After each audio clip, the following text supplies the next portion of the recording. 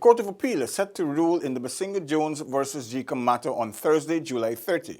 The appellate is maintaining that the Guyana Elections Commission must utilize valid votes only to determine the outcome of the March 2 elections. Details in this report.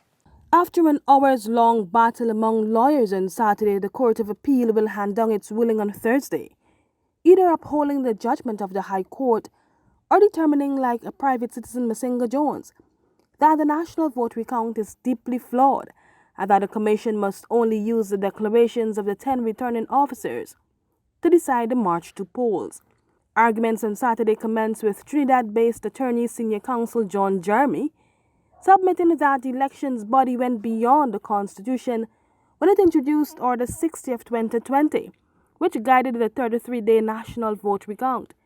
He argued that that very order was established using the unconstitutional Section 22 of the Elections Laws Amendment Act. He said it was unconstitutional for GECOM to assume lawmaking powers in this regard. In any event, Section 22, by its purport, seeks to amend. This is what it does. It seeks to amend the Representation of the People's Act, the National Registration Act, or any relevant subsidiary legislation. It clearly excludes from that the National Assembly Validity of Elections Act, which is the act that operationalizes Section 163 of the Constitution.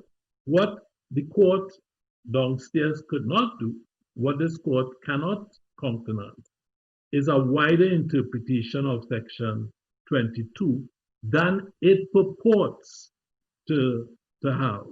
Supporting the submissions of Jones, Attorney General and Minister of Legal Affairs Senior Counsel Basil Williams concluded that the declarations by the returning officers, which were used by the Chief Elections Officer Keith Lowenfield, are still in place and could not be discarded by the Commission and be replaced by the invalidated national recount.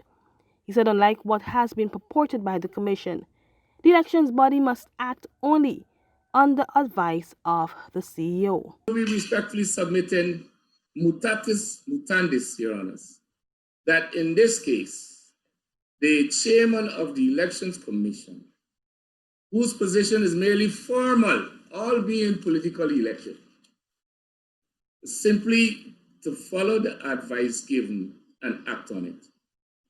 For example,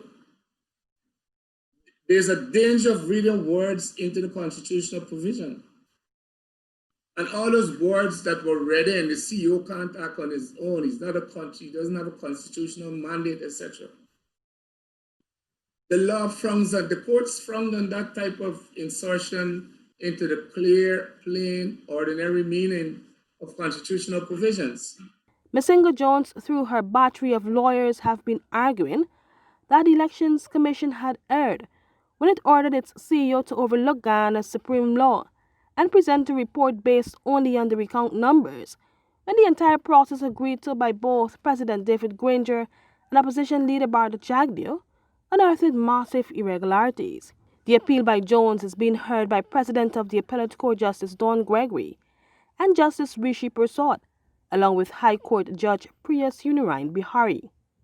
The judges will hand down their decisions at 11 a.m. on Thursday. For InfoHub, Alexis Rodney.